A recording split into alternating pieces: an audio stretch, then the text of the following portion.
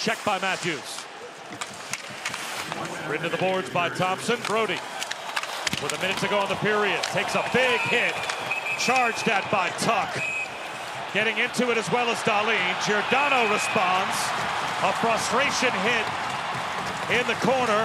And now Giordano drops the gloves, and it is a melee. Greenway right in the middle of it as well for Buffalo.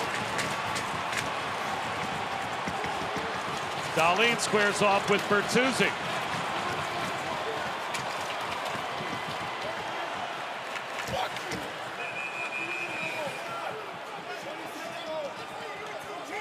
Three officials were trying to subdue Giordano.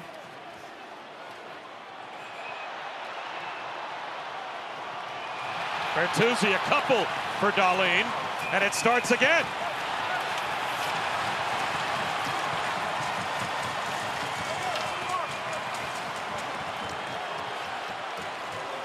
Greenway being shown off to the Buffalo locker room.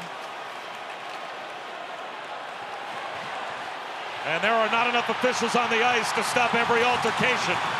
As now it looks like Tuck and McMahon may fully drop the gloves.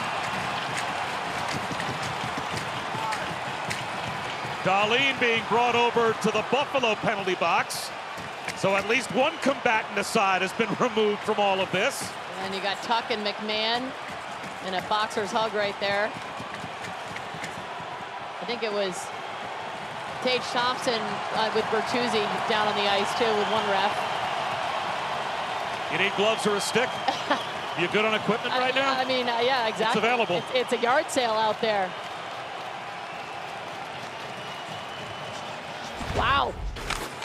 Well, some frustration is bubbling over. Here's a big hit, and you know, it's interesting. It's actually, like Tuck came in there on Brody, but it was the first hit that really knocked him over. And then to me, what I noticed was right during this live was Giordano right there, those big swings that he was taking.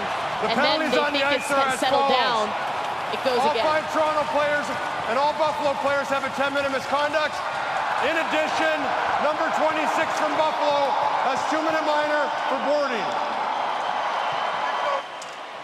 So Dahlin gets 2 for boarding, and basically everyone on the ice gets 10, and they're all shown. Yeah, he said room. Everybody on the ice gets a 10-minute misconduct.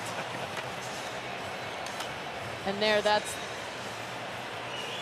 Well, Dave Jackson took all of this in with us. Jackson, it's been kind of a slow night, and most of the penalties have been run-of-the-mill, but this seems like at the end of a game, one of the biggest challenges an officiating crew can face, right? There's only 4 of you, and there's a lot of them.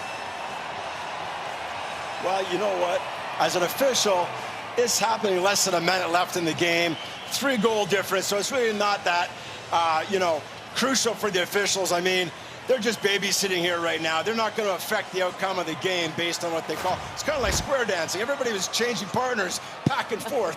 So I think they just did the right thing. They don't want it to blow up again. They don't want to drop the puck and have this happen again, in 10 more seconds. So they did the right thing. They got rid of everybody. They got the thing that started it. They gave a power play, and I think that's just smart officiating.